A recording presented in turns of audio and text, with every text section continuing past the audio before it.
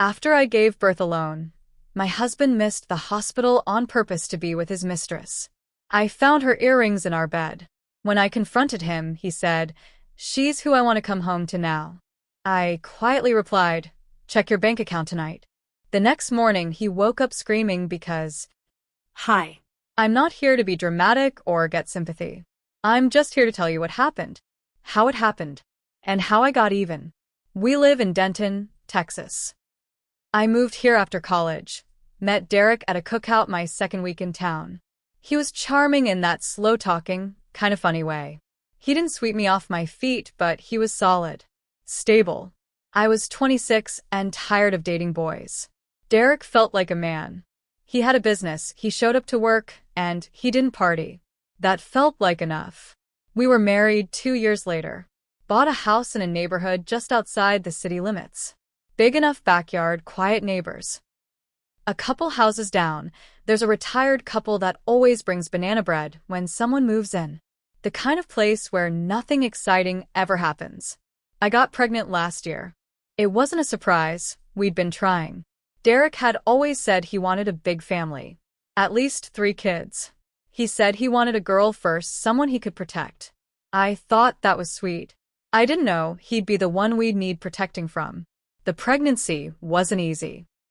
I had morning sickness almost every day the first 5 months. I was tired all the time. I couldn't keep anything down but buttered toast and ginger ale.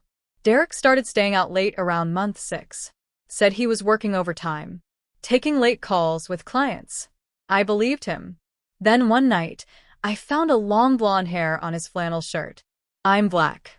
My hair isn't straight or blonde. I asked him about it. He said one of the guys on his crew probably brought a girl to the job site, and her hair got on him. It was weak, but I was too tired to argue. I let it go. But I didn't forget. I started watching, paying attention, quietly. By month 8, I had access to every bank login. He gave me permission to pay bills, so I took screenshots of every message where he said, "Go ahead and take care of that." Every one. Then, 1 week before my due date, I saw a charge at a hotel in Dallas. $347. On a Tuesday. He said he was working overnight on a roofing job. I didn't confront him. I didn't yell. I made a note. I talked to a lawyer. I got everything ready, just in case. The day I went into labor, Derek was working. I called him once. No answer. Twice. Straight to voicemail. I texted, "It's happening. I'm going to the hospital." Nothing. It was my neighbor, the same retired lady with the banana bread, who drove me to the ER. She held my hand when the contractions got worse. She sat next to my bed while I pushed. She cried when they laid my daughter on my chest. I named her Malin. Derek showed up almost 12 hours later. He didn't bring flowers. Didn't cry. Just stood there awkwardly, like he was visiting someone else's wife. I left my phone in the truck.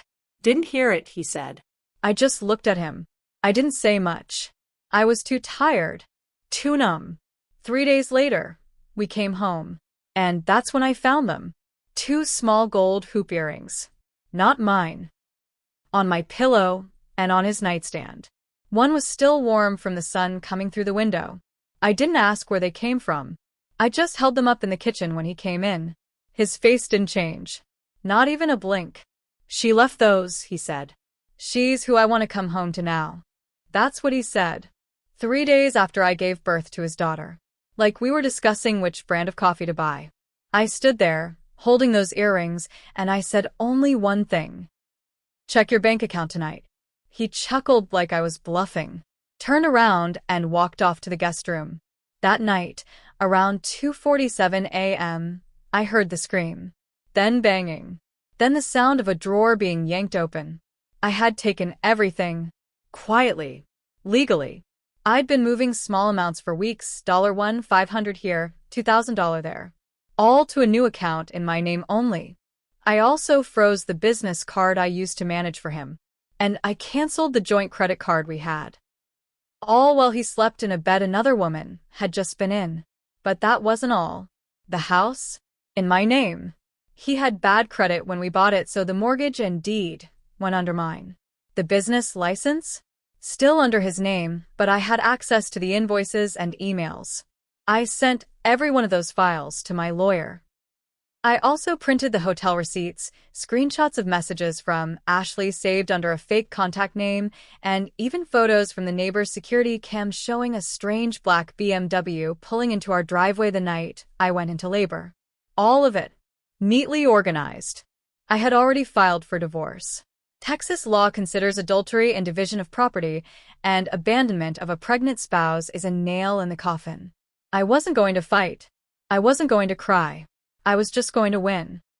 He slept in that guest room for 3 more nights. Then I gave him the papers. Derek didn't say anything when I handed him the papers. He stared at the envelope like it bit him. Then he opened it, read through the first page, and slammed it on the counter. "You're divorcing me?" he said, like he couldn't believe it. I nodded. "You planned this?" he barked. Still, I didn't say much. I just stood there, holding Malin, who was finally asleep after a rough night. "You're crazy," he snapped. "You think you can just take everything? The house, the money?" I told him calmly, I didn't take anything that wasn't already mine. He stormed out of the house, slamming the door so hard the frames rattled. He didn't come back for 3 days. When he did, he looked rough. He smelled like booze and stale cologne, the kind that tries too hard to be expensive. His eyes were bloodshot, and his jaw was twitching. He said he wanted to talk. I didn't let him inside. I stepped onto the porch and closed the door behind me. I told him Malin was asleep, that he could talk, but from out here. "I made a mistake," he said, voice low. I crossed my arms. She wasn't supposed to mean anything. It wasn't supposed to be serious. I didn't say a word. I didn't think you'd actually go through with this. "You thought I'd stay?" I asked. He looked at the ground, rubbed the back of his neck. "She's pregnant." That was the moment everything shifted again. He said it like he wanted sympathy, like he wanted me to feel sorry for him. "She said it's mine," he muttered. I didn't move. I didn't blink. "And you believed her?" I asked. He looked up, and there was a flash of panic in his eyes. That panic grew the next week when I sent him the second lawyer notice. We were pushing for full custody. His name was on the birth certificate, but I had all the leverage. I wasn't trying to cut him out completely yet, but I wanted legal custody. Sole decision-making power. He could have visitation. Supervised for now. That's when Derek started slipping. I heard from mutual friends that his business had taken a hit. He missed 2 client jobs. One of his crew quit. Then another. People in town talk and word spreads fast. Especially when your ex-wife, is well-liked and the mother of a newborn. He came by one afternoon to see Malin. I let him hold her. He looked down at her face, and I saw his bottom lip quiver. He whispered, "I'm sorry, baby girl." But I didn't trust it. That night, I got an email from a burner account. No name, no signature. Just 1 sentence and 2 photos. "Your husband and Ashley. Again. This week." The first photo showed Derek and a woman at a gas station. Her arm was around him. The second photo showed them walking into a cheap motel in Crum, 20 minutes outside of Denton. He had lied about seeing her again. Lied straight to my face after crying over his daughter. I printed the photos. I mailed copies to his new apartment, to his mother, and to his lawyer. I also asked my attorney to update the filing. No more visitation until he passed a drug and alcohol test and submitted to a full review by Child Services. And I kept going. I emailed every contractor and homeowner listed on his website. Politely. Professionally. I told them I was a recent client, that I had concerns about his conduct. I included screenshots of him drinking at job sites, photos of missed deadlines, and reviews I'd seen on Yelp that he never responded to. Half of them canceled. A few called me to thank me. One of them told me he had overcharged her by thousands and that she was filing a claim against him. And just when I thought I was done, I got a call from a woman. She was crying. Said her name was Kara. She said she'd just found out Derek was cheating on her. Not Ashley. Someone else. He had a third woman. maybe more. She said she saw the photos I had sent, her friend got one, and she wanted to know if I had more proof. Invited her. We sat at my kitchen table while Malin slept in her bassinet. I showed her the emails, the receipts, the photos, the texts. She started shaking. He told me he was divorced, she whispered. He told me you were crazy. She left my house that night with a USB drive full of everything. And I had one more idea. 3 weeks passed. Derek tried to act like nothing had happened. He showed up one Sunday asking if he could just hang out with Malin. He brought a stuffed giraffe and a big grin like he thought I'd just hand her over. I didn't even open the door. I spoke through the screen. You failed the alcohol test, I said. Twice. His smile dropped. He didn't argue. He just stood there, hands in his pockets, looking like a kid caught stealing from the store. I shut the door. Locked it. Then things started unraveling fast for him. Kara called me again a few days later. She said Derek had been texting her nonstop, begging for forgiveness. Then he showed up at her place, drunk, shouting through the hallway of her apartment building. Her neighbors called the cops. He spent a night in jail for disorderly conduct and public intoxication. When I heard that, I filed for a restraining order. Not just for me, but for Malin. I told the court I was scared for our safety, and now I had more than enough evidence. That restraining order got approved faster than I thought. I had a police escort serve him at his job site. One of his crew members filmed the whole thing and sent it to me. Derek's face turned white when he read the papers. Then red. Then he threw his hard hat and screamed at the officer. 2 clients fired him that week. The next week, Ashley finally snapped. I didn't know the full story until I got a call from her. She found out she wasn't pregnant. She'd lied, trying to trap him. But when he stopped answering her calls, she got desperate. She showed up at his apartment and found another woman there. Not me. Not Kara. Someone new. She told me everything. That he'd been sleeping around with her since before I was even pregnant. That he used to joke about how clingy I was. That he only married me because I had stability. He said he'd never loved anyone, she said through tears. That he just used people. She was crying on the phone, but I didn't feel anything. I just felt empty. Not because I missed him, but because I didn't realize I'd married a stranger. But I wasn't done yet. One day, I drove to the bank where Derek had a business loan, under his name only. I had no right to touch that account, but I knew he hadn't made payments in months. I left them an anonymous tip. Told them to check the account, check his records, check the liens on his business assets. A few days later, his truck got repossessed. Then the IRS came knocking. I'd found years of misfiled tax reports buried in his old receipts box in the garage. He hadn't reported half of his income, had used fake deductions, and had missed at least one quarterly tax payment. I sent it all to the IRS anonymously. The cherry on top? I contacted his old high school friend, Todd, who'd once offered to go into business with him.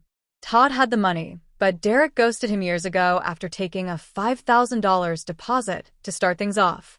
Todd never got a refund. I gave Todd everything I had. Names, dates, messages. Todd pressed charges. By the end of that month, Derek had no business, no vehicle, no home, no visitation rights, 3 women pressing charges or seeking restitution, 1 court date with the IRS, and 2 lawsuits pending, and me. I was back at work part-time, nursing Malin through sleep regression and teething, but doing it in peace. One evening, I sat in the backyard, Malin in my lap, and I watched the sun set behind the fence. My phone buzzed. It was an unknown number. I let it go to voicemail. The message was short. I know I messed up. I've lost everything. Please, I just want to see her. I deleted it and went back to rocking my baby girl. A month passed. Then 2.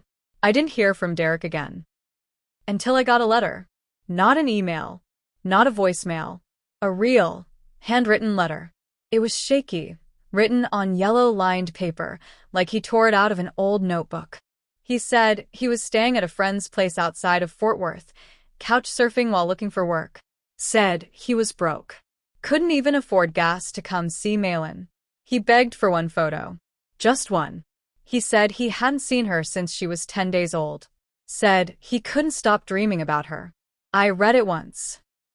Then I read it again. And for a minute, I felt something. Not pity. Not forgiveness. Just wait. I thought about sending a picture. Just one. I even pulled out my phone and scrolled through. I found one from a week earlier. Malin in a little blue dress, grinning wide with 2 teeth showing. I almost sent it. Then I remembered what he said the day I found the earrings.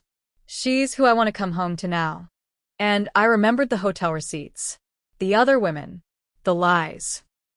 How I gave birth alone. How my daughter entered this world without her father even bothering to pick up the phone. So instead of sending him the photo, I took the letter and folded it neatly. Then I slid it into an envelope and mailed it to his father. The one man he never wanted to disappoint. The one man who warned me before the wedding that Derek wasn't ready to settle down. I added a note. You were right. A week later, Derek showed up at my job. He didn't make it past the front desk. Security called me down, and there he was, thin, eyes hollow, wearing the same hoodie I saw him in 2 months ago. Please, he said. Just talk to me. I stepped out, but I didn't move close. You broke everything, I said. Not just between us. You shattered your daughter's first year of life. She needs me, he whispered. No, I said. She needs peace. And stability. And someone who doesn't disappear when things get hard. He opened his mouth to say something, but I didn't give him the chance. I gave you everything. You spit on it. And now you want a second chance? Not here. Not now.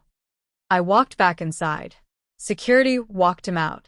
3 days later, I got served papers. He was suing for visitation. I didn't panic. I didn't even cry.